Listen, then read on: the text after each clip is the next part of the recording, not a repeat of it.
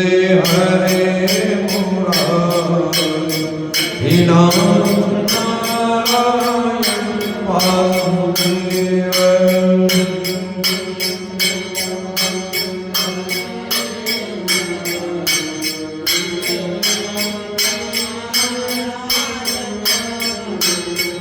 श्री राधा कृष्ण गोविंद हरे मुरारी नाथ नारायण वासुदेव।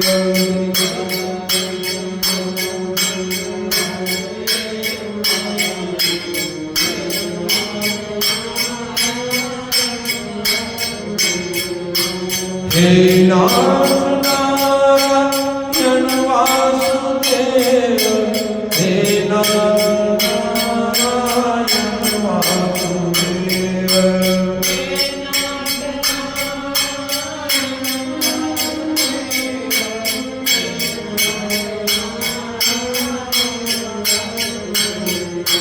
श्री कृष्ण गोविंद हरे मुरारी नाथ नारायण वासुदेव।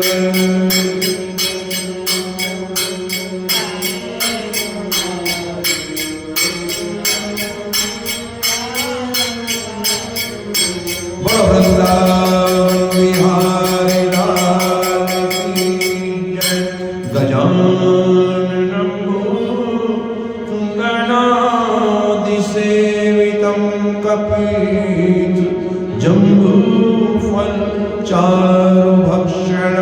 उमासुतं विनाशकारकं नमामि विघ्नेश्वर पादपङ्कजं। नमामि विघ्नेश्वर पादपङ्कजं। बोलो श्री गणेश जी महाराज की जय। श्री वृंदावन बिहारी लाल की जय। श्री कृष्ण भगवान कह रहे हैं, शास्त्र के अनुसार अपना धर्म निभाना और मेरे चरणों में प्रीति रखना, ये मानव धर्म है। उद्धव ने श्री कृष्ण भगवान से पूछा, हे भगवान, मैं आपसे 24 तत्वों का हार सुनना चाहता हूं।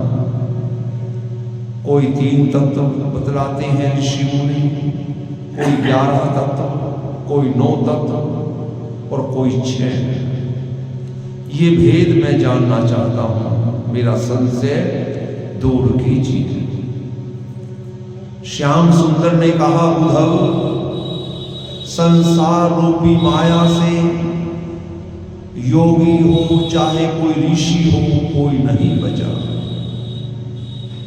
और जो बात हम तुम्हें बतला रहे हैं उसे सत्य मानना। मेरी माया ऐसी है जो योगियों और ऋषिवरों को भी अनेक राह दिखलाती है। जब तक वो मेरे भेद को नहीं पहुंच सकते, जब तक उनका मन स्थिर नहीं होता, तब तक उनको भी ज्ञान प्राप्त नहीं होता।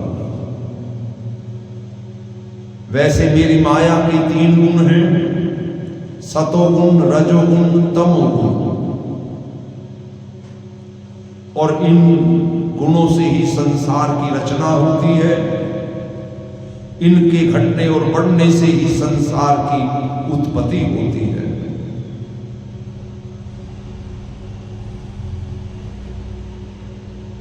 जब तक मनुष्य मेरी माया में फंसा रहता है, तब तक उसे लाखों तरह के भ्रम बने रहते हैं। और जब वो मेरी माया से अलग होकर मुझे अपना स्वामी मान लेता है, तब उसका मन दूसरी ओर कभी नहीं लगता। सब जीवों में मेरा प्रकाश बराबर देखता है और ये मन का बखेड़ा है।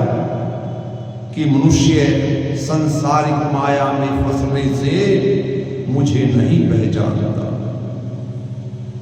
मन को मेरी ओर लगाने से निसंदेह ये संसारिक जीव भवसागर पार उतर जाता है। मनुष्य मरते समय जिस ओर अपना मन लगाए रहता है वही तन उसको फिर आगे मिलता है। लेकिन जो हरि चरणों में ध्यान लगाता है वो निसंदेह अपना अंतकरण शुद्ध करता हुआ सीधा मेरे वैकुंठ धाम पहुंच जाता है।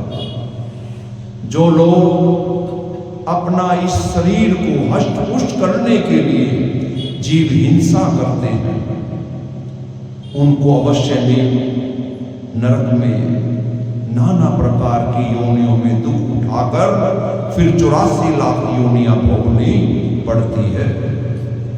विचार करो, जब व्यक्ति सोता है सोते समय शरीर एक जगह पड़ा रहता है लेकिन मन कई जगह घूमने जाता है, अनेक तरह के सपने देखता है। यहां तक कि जागने पर भी हमारा मन कोसों दूर दौड़ता चला जाता है। इसलिए मन को शरीर से अलग समझना चाहिए। जिसने ये माया रूपी ब्रह्मांड बनाया हुआ है और जिसने उस आदि पुरुष नारायण में अपना मन लगाया हुआ है, मान लो उसने अपनी समस्त इंद्रियों को जीत लिया है। मन के वश में रहने वाले संसारिक माया में फंसकर नष्ट होते हैं। आत्मा में मेरा प्रकाश शुद्ध रूप से रहता है, पर ये माया ऐसी है उसमें ये आत्मा फंसकर नाना प्रकार के मोह बंधन देखती है। सतोगुण के साथ होकर ये माया ऋषि और देवताओं और रजोगुण से मिलकर दैत्य और मनुष्य और तमोगुण से मिश्रित होकर भूत प्रेत पशु आदि उत्पन्न करती है। जिस तरह मकड़ी अपने मुख से जाला निकालकर स्वयं खा लेती है, उसी तरह भगवान कह रहे हैं हम भी अपनी शक्ति सबके तन में रखकर मरने के उपरांत जब चाहते हैं जीव की खींच लेते हैं। जैसे जब नौका जल में बहती है और उसमें बैठे हुए व्यक्ति को नदी के किनारे लगे हुए वृक्ष चलते हुए नजर आते हैं और अगर कोई घूमता है तो उसे ये पृथ्वी और आकाश घूमता हुआ नजर आता है, वैसे ही संसार के शुभ अशुभ कर्म मेरी माया जो मेरी इच्छा से सब कुछ होते आए हैं। पर मनुष्य ऐसा जानता है कि ये काम हमने किया है। इसलिए ज्ञानी मनुष्य को अपना परलोक बनाने के वास्ते काम क्रोध लोभ मोह इन मन आदि इंद्रियों को वश में रखकर अगर कोई आपको अपशब्द कहे गाली दे तो उस बात का खेद नहीं मानना चाहिए। उद्धव ने पूछा, हे भगवान, हे नारायण, ये बात तो बहुत कठिन है। कोई अपशब्द कहे, गाली दे, कठोर वचन कहे और हम उन्हें सुनकर उसे क्षमा कर दें। श्री कृष्ण भगवान ने कहा, उद्धव तुम सत्य कह रहे हो। तीर व तलवार के घाव मलहम लगाने से अच्छे हो जाते हैं, पर कठोर वचन से जो कलेजे में घाव पड़ते हैं वो किसी तरह नहीं मिटते। ये सब बातें मन के कारण ही तो होती हैं। जिसने अपने मन अहंकार को वश में कर लिया, फिर इन बातों का उसे कोई खेद नहीं होता। सब जीवों में परमेश्वर का चमत्कार वो एक साथ देखता है और सब बातों को परमेश्वर की इच्छा वो समझता है। जो लोग अपने मन और इंद्रियों के वश में हो रहे हैं, उनको दुर्वचन कहने से क्रोध उत्पन्न होता है। एक इतिहास हम तुम्हें सुनाते हैं, उद्धव, मन लगाकर सुनो। उज्जैन नगर में एक बड़ा धनवान व्यक्ति हुआ करता था, लेकिन इतना सूद, इतना कंजूस, इतना क्रोधी, इतना कामी था कि उसने अपने जाति भाई, यहां तक कि साधु ब्राह्मण को भी अपने हाथ से कभी भोजन नहीं कराया। कोई दान पुण्य अच्छा कर्म नहीं किया। एक एक पैसे के वास्ते, कौड़ी के वास्ते वो अपने मित्र को शत्रु बना लेता था। यहां तक कि वो व्यक्ति अपने खाने पहनने में भी कंजूसी रखता। उसने बहुत धन इकट्ठा किया, लेकिन सूम अर्थात कंजूस होने के कारण परिवार वाले, यहां तक कि उसके स्त्री पुत्र मन ही मन उससे बैर करते। संसारिक मनुष्य के पास जब धन होता है तो उसका फर्ज है वो अपने आत्मा की शुद्धि के लिए सत्कर्म करे, परिवार को सुख समृद्धि दे, देवताओं के नाम पर पुण्य कर्म करे, पितरों का तर्पण करे, अतिथि सत्कार करे। लेकिन ये पांचों कर्म उस व्यक्ति से कभी नहीं हुए। जब वो बूढ़ा हो गया, कमाने की सामर्थ्य उसमें नहीं रही, तो ये पांचों उसके शत्रु बन गए। पहले उसके यहां आग लगी, बहुत सा धन आग लगने के कारण नष्ट हो गया। कुछ चोरों ने चुरा लिया, कुछ देनदारों ने अपने पास बचा लिया, और अंत में उस व्यक्ति का सारा धन जाता रहा, कंगाल हो गया। यहां तक कि जो धन उसने छुपोकर पृथ्वी में गाड़ कर रखा हुआ था, वो भी कहीं इधर उधर टहल गया। अब तो वो बहुत दुखी हो गया। जाति भाई के लोग उसका निरादर करने लगे, और एक दिन बैठे बैठे उसने अपने मन में विचार किया, इतना धन बटोर कर मैंने आज तक कोई धर्म कर्म नहीं किया, पर लोग बनाने की मैंने चिंता नहीं की, ना मैंने उस धन को खर्च किया, ना संसारिक सुख उठाया। सूम की तरह ये मेरा धन भी व्यर्थ कहीं ना कहीं चला गया। अर्थात तृष्णा रखने से मनुष्य के सब गुण नष्ट हो जाते हैं, उसे अपयश की ही प्राप्ति होती है। जिस तरह किसी सुंदर व्यक्ति के मुख पर कोई दाग पड़ जाए तो उसकी सुंदरता नष्ट हो जाती है, उसी तरह लोभी मनुष्य दिन प्रतिदिन तेजहीन होकर अपयश का भागी होता है। संसार में लोभी व्यक्ति को कोई अच्छा नहीं कहता, सभी बुरा ही कहते हैं। देखो, उस व्यक्ति ने धन कमाने के लिए पहले तो व्यापार में छल कपट किया, अपने वीरानों का कोई ख्याल नहीं किया, रात दिन उस धन की रक्षा के लिए उसने समय गंवाया।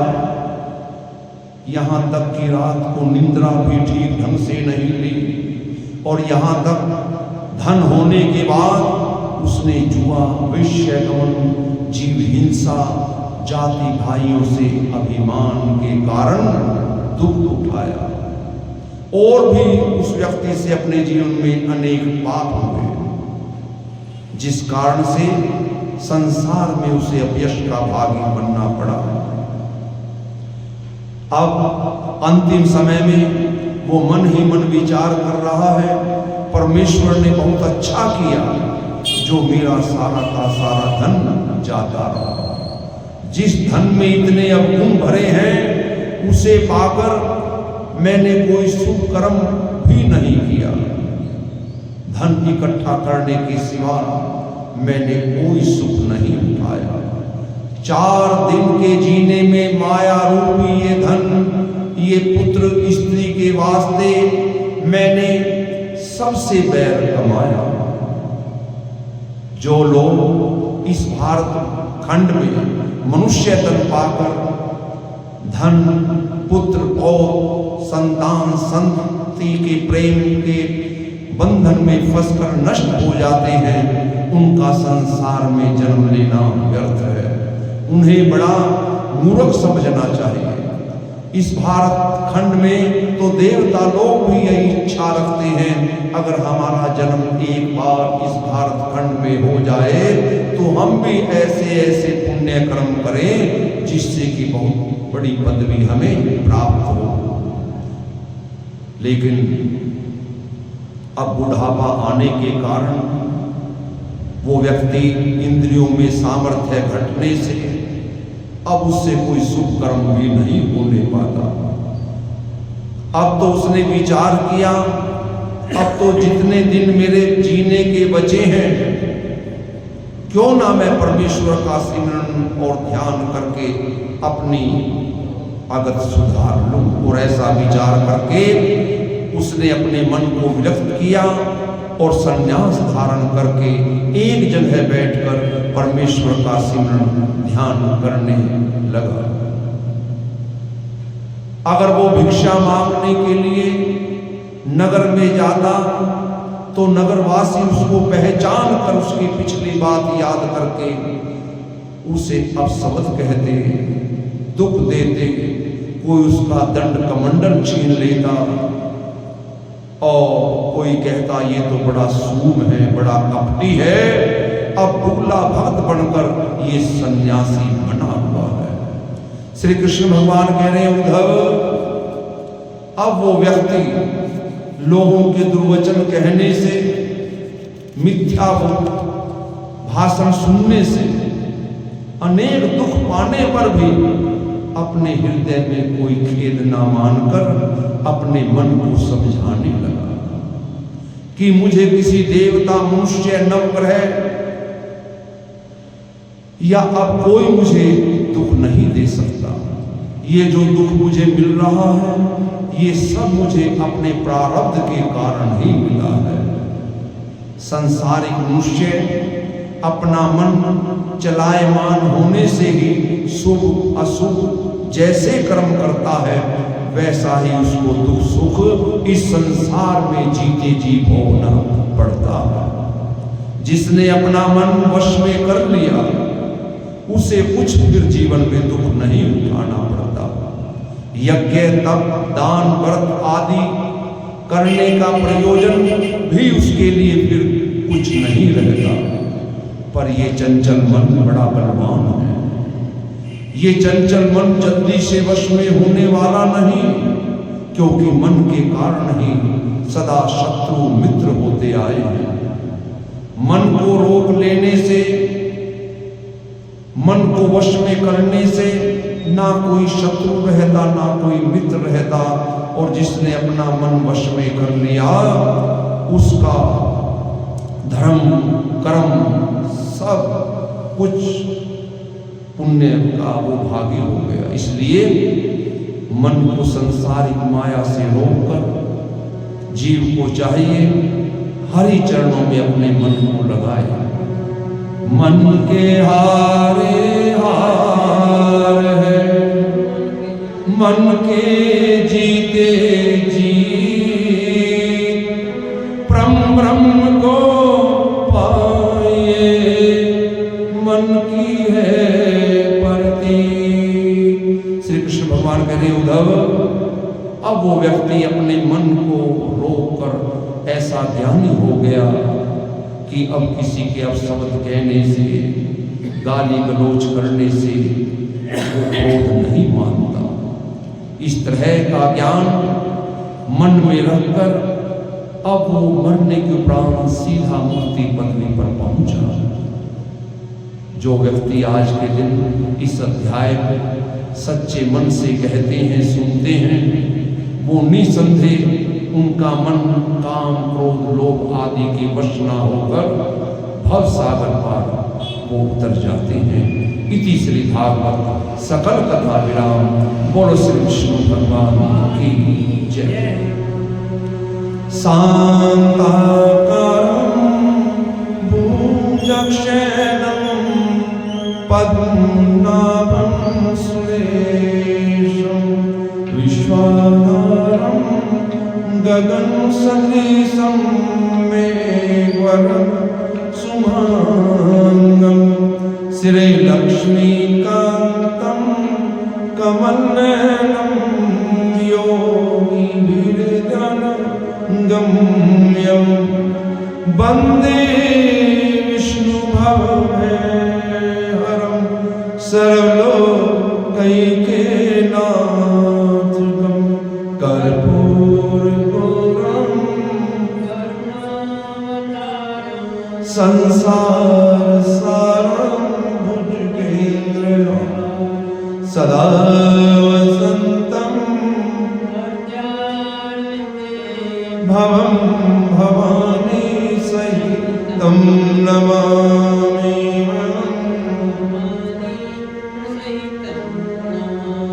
त्वमेव माता च पिता त्वमेव बन्धु च सखा त्वमेव विद्या त्वमेव सर्वं मम देव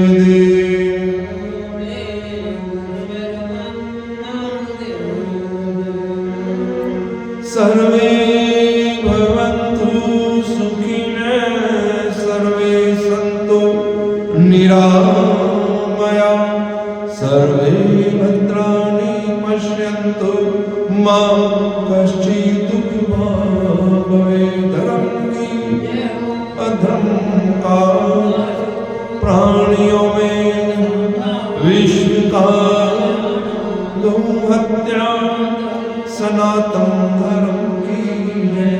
श्री सत्यनारायण स्वामी की जय।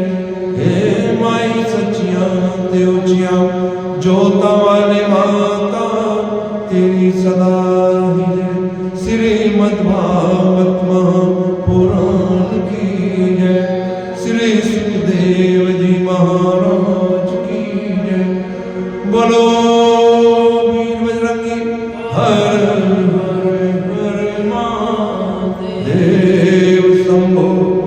शंकर भगवान की जय।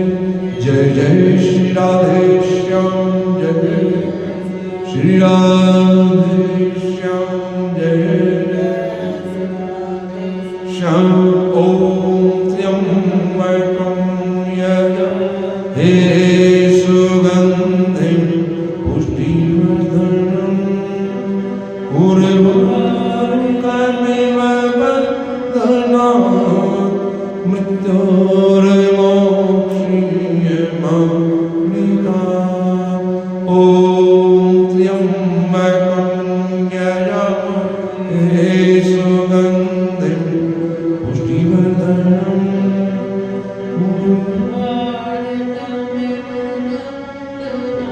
मृत्योर्मोक्षीयमामृतात्।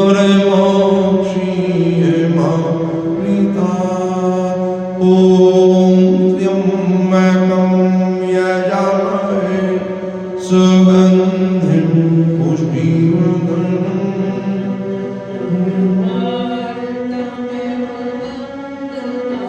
मृत्योर्मोक्षीयमामृतात्।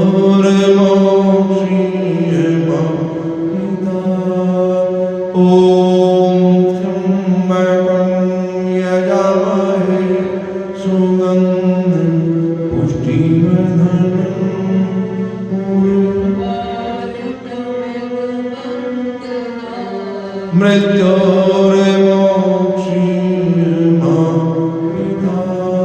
ओम शांति शांति।